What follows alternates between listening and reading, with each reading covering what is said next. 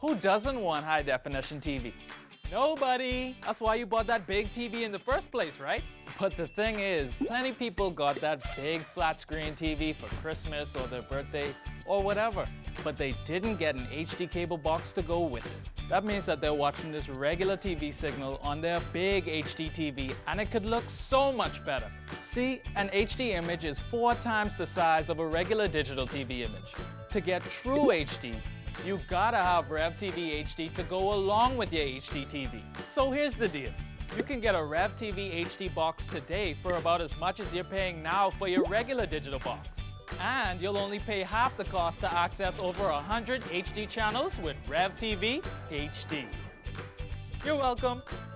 Your HD TV deserves true HD, so upgrade to Rev TV HD today for just $4.99 a month for a limited time from Rev TV. Rev TV HD, how we define TV.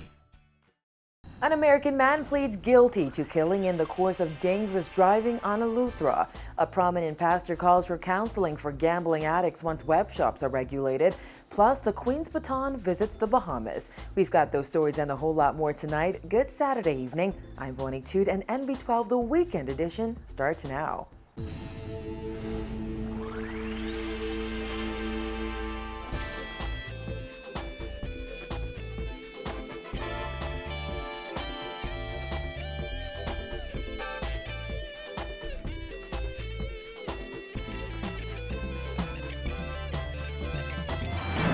Topping news tonight, an American man paid a $5,000 fine after pleading guilty to killing in the course of dangerous driving. A 48-year-old Jack Christopher Botero of New York appeared in Governor's Harbor, Eleuthera, before Island Administrator Marlon Leary this week in connection with the traffic death of 32-year-old Bobby Branville Thompson.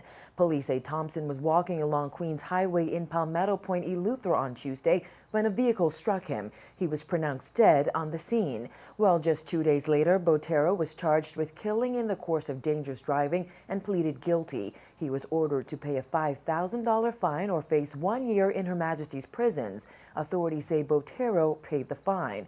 Eleuthera recorded 2 traffic fatalities in just 3 days. On Thursday, a motorcyclist died when his bike crashed into the back of an SUV.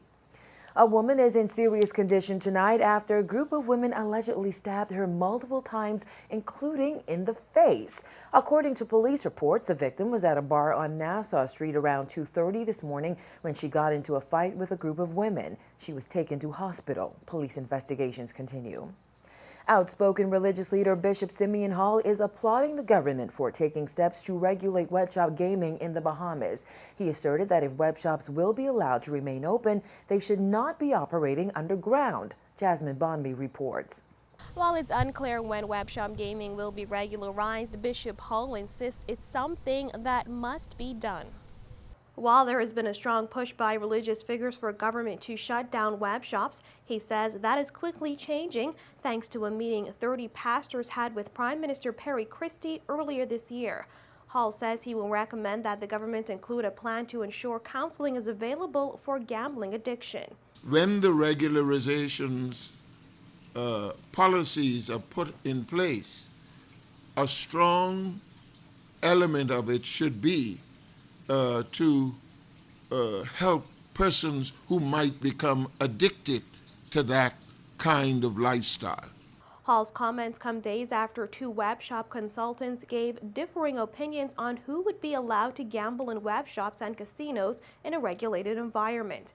While insisting that he is against discrimination, Paul Major said Bahamians should not be allowed to take part in internet gaming at local casinos. Major said he is concerned about the amount of money that could leave the country as a result of Bahamians playing in foreign-owned casinos. However, Philip Galanis said despite concerns about foreign reserves, the status quo should not be allowed to remain. Hall agrees with Galanis, insisting Bahamians should be afforded the same rights as visitors. My problem with it is that it has been here since King Hatchet was a hammer. We said nothing. Or very little. Then we allowed casino gambling. I cannot condemn web shop gambling and say nothing about casino gambling. I think we lost the moral argument against web shop when we allowed casinos. If we give license to foreigners for people to gamble, be they outsiders or insiders in the Bahamas, we should give licenses to Bahamians. The minister responsible for gaming, Obi Wilstrom, has said he is pushing to have web shops regulated by July 1st. However, Minister of State for Legal Affairs Damien Gomez said that date is unrealistic and suggested December 31st. Major estimates the government could get between $60 and $70 million a year in web shop taxes if it is applied to a rate of 15% on the sector's gross profits and customer winning. Reporting for NB12, I'm Jasmine Bonamy. Despite an increase in mortgage arrears, a senior banking executive has insisted that banks are not in the business of throwing people out of their homes. According to the central bank, delinquent mortgages increased between September 2013 and January 2014. The bank's credit quality indicators report noted that between that period, mortgage arrears 31 days and over rose from $698 million to $721 million. That's an increase of just over $23 million. However, President of Fatality Bank Gregory Bethel tells NB12 no bank wants to take a family's home. Separate and apart from anything that the government would want to do, the banks do not want to put people out of their houses because the house will be vandalized, it will not be maintained, there's not any, you just get bad press. No bank wants to put someone out of their house. Now, if somebody is delinquent for years and years and years and the bank sells the house, then that person has to leave the house so the new owner can come in. But that takes many, many, many months. Bethel says banks are cognizant of the tough times we live in. However, there are some homeowners who simply refuse to make mortgage payments. There are two categories of people. People who just refuse to make their mortgage payment because they see an opportunity. We've had this crisis and people have lost their jobs and there are a lot of people not paying. So I'm not going to pay. I'm going to use the money. I'm going to go shopping. I'm going to pay school fees. I'm going to do other things. Those people will be challenged. Then you have people who genuinely have the inability to pay because they've lost their job. And the banks have always worked with those people. 3 months before Bahamian athletes head to Scotland for the 2014 Commonwealth Games, they participated in what's been described as the world's most engaging relay. The Queen's Baton arrived in the Bahamas on Good Friday. The aim is to visit 70 nations and territories in 288 days. This morning, it was passed from one athlete to the next as they ran the streets of Nassau.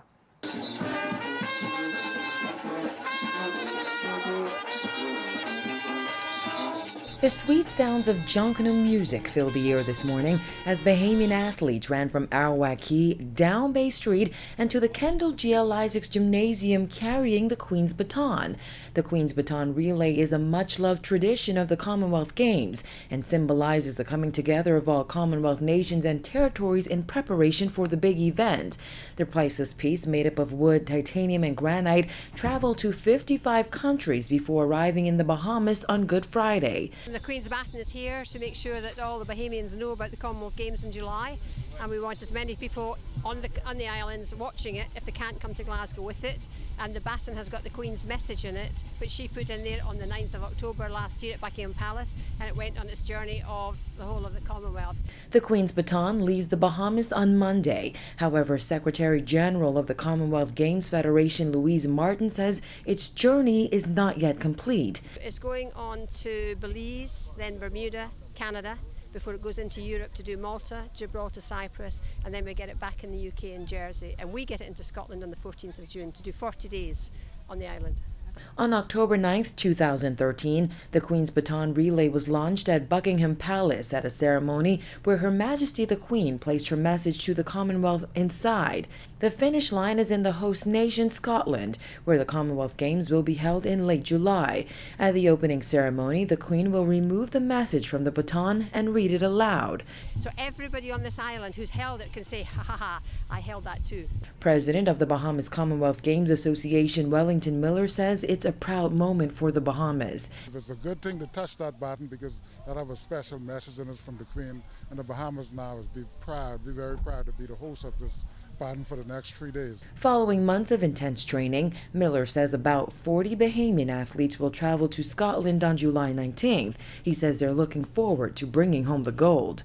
We coming back with a victory beyond the shadow of any doubt. I feel confidence that our athletes is ready. They were training hard and they prepared for this mentally. They know it's come around every 4 years, and now with the baton coming through here, and they can see it and feel, get the rhythm of the games now, so they're ready for the Commonwealth Games.